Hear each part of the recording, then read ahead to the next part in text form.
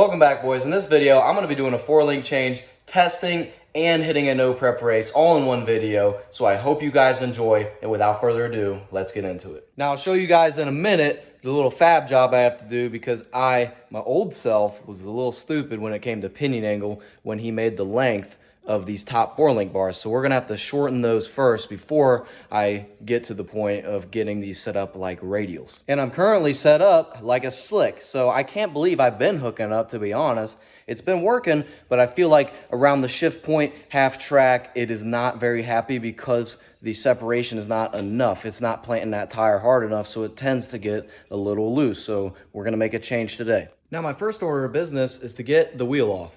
So coming under the car here, you see we have our Moser Fab 9 rear end. So it's made out of chromoly. It's a 4 9-inch base.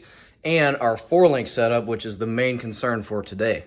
Now, don't mind the bar angles right now because the car is fully jacked up. The rear suspension is fully extended. So those bar angles are different than they are on the hit. But this is very important to understand. Now, here's the anti-squat line in very simple terms. Imagine a line that starts at the center of this tire right here and runs up to the center of the camshaft. That is your line. And if your 4-link bars here, these two, boom, boom, if they intersect at a spot above that line, you will have separation. And if they intersect at a spot below that line, you will have squat. My car is well above the anti-squat line. I'm at 133% on a radial, which is not ideal. That's why we're going to 155%, which means we have to go down another hole with that top bar. But I gotta hate my old self because look at that. No more adjustment to hit that bottom hole. And I wasn't taking into consideration pinion angle because these top 2 bars, that one and the one over there, set the pinion angle. So I can't move that down. Which means it's time to rip those bars off and get choppy.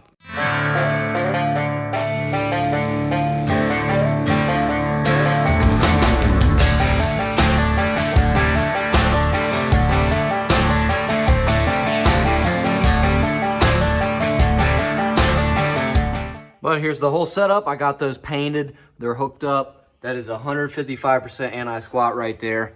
Lots of angle. But it's Friday, which means we got to go to Edgewater and test tonight and see what the new changes did. I'm really excited to see how these radials act with the correct suspension, not like a slick setup. These have a real radial separation on it right now. So we're going to see what happens. We're going to get loaded up, get this car ready, and we'll see you there.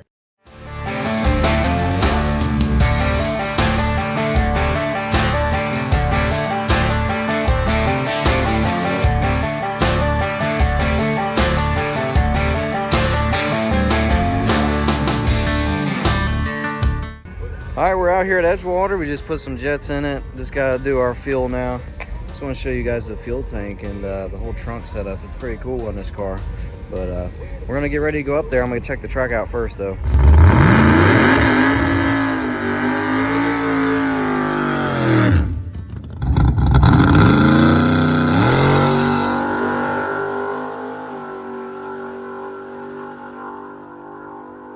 Oh, we just made our lick, got it cooling down. Now, first reaction, that felt really good.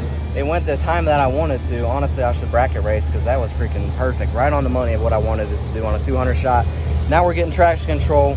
Very happy with it. I haven't seen the video of the suspension yet to see how the 4-link did, but I'm gonna check that out right now. All right, I was able to check everything out and I'm very happy with how that looked. It separated a lot harder. It was smooth. It felt good. It looked really happy and it picked up a lot for just a 200 shot. I mean, like, it would go that ET on a 250 last time, so I think I just got the car really happy. So this pass, I'm gonna wait for the sun to go down just a little, and I'm gonna spray a ton. We're going 300 out the gate, and then another 150 on the button, like ASAP. So the goal is to go a personal best. That's like, if I could bust off a 4, I'll be really happy, but I don't think this car can with this engine, but we will see.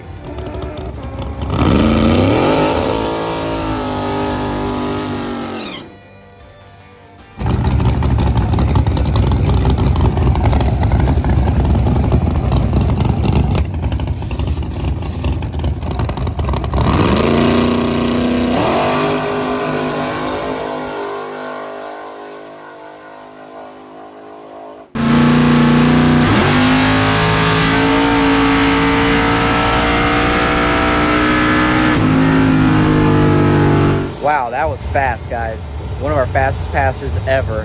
And that's been the trend lately. Every time out, we go faster than we ever have, and still spraying kind of the same amount, which is very nice. So that was 450. It went very fast for this car. I'm very happy. I think the anti-roll fix, it was bound up, messing with my ride height. I wasn't really happy with it. The car seems very smooth and happy right now. I mean, the way it leaves, the separation is really good now with that bar change. So very good stuff for this car. It seems to be very happy. This car is always A to B. That's what I love about it. It's always nice to me. It listens to me. And I think we're ready for Slugfest tomorrow at Kentucky Dragway, one of my favorite tracks ever. So we just got to get this thing in the box and load up. We'll get on the road tomorrow morning, which is nice. Car's already in the trailer, ready to go. We got all our stuff. And I'm hoping that we do some damage tomorrow. We went out first round last time. It's not going to happen this time. So Slugfest was canceled that night. So we ended up going to Bunker Hill drag strip for a thrill at the hill. So here we are at Bunker Hill. This is no prep. Look at that. A lot of bald spots here, but you can't let it fool you. Out here on the starting line, no tree today, just the flashlight start. Can't let it fool you. If you look at the groove here, I found where it is sticky, where your tire will be. I mean, this is good right here. And that's what I'm learning. It looks deceiving, but it will come around. I mean, that is good right here. So we'll go down the track and check it out, but I'm very excited the first time being here. So down track here, we have like a US 60 type 330 foot. It's asphalt, not bad, honestly. We're pretty good out here. It's kind of sticky, honestly, so I think the power could come in down here. But I'm gonna walk this whole track. I'm gonna even go through the shutdown and get back to the trailer, because I've never been here and I need to know where I'm going. All right, we just had a driver's meeting. We'll be the 12th pair. It's a flashlight start, not using the tree today. We drew another nitrous car, Alan Thompson, so that'll be a good race. Nitrous on nitrous again, so we do have a chance. There's some heavy hitters here though, so we'll see, but car's all ready to go.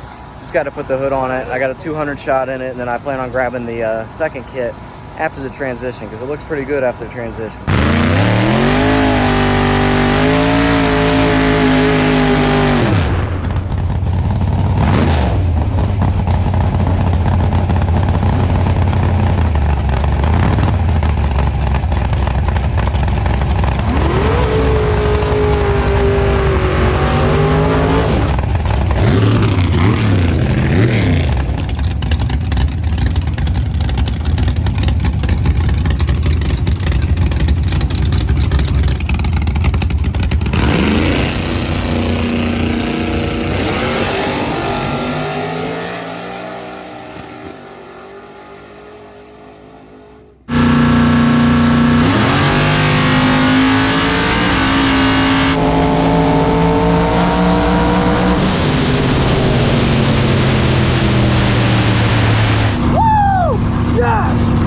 Yes, boys, that is why we test the day before races.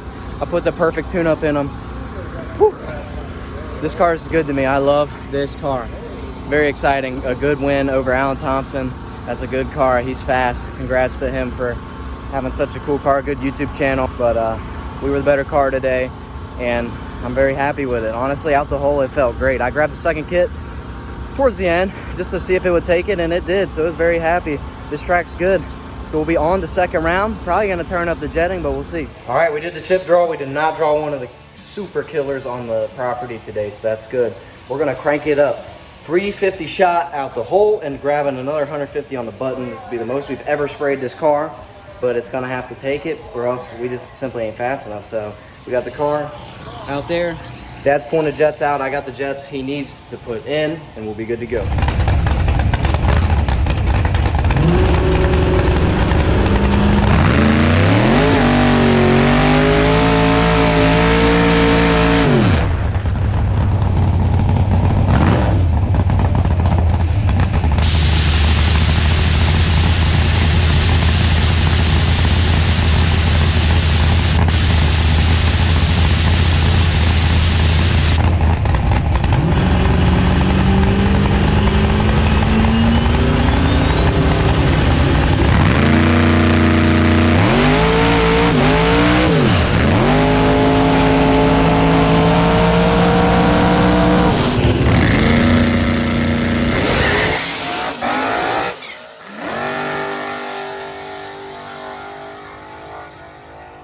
Well, we had a huge hold up before that pass. I pulled into the burnout box, had to shut it off, back it off, sat there for probably 30 minutes.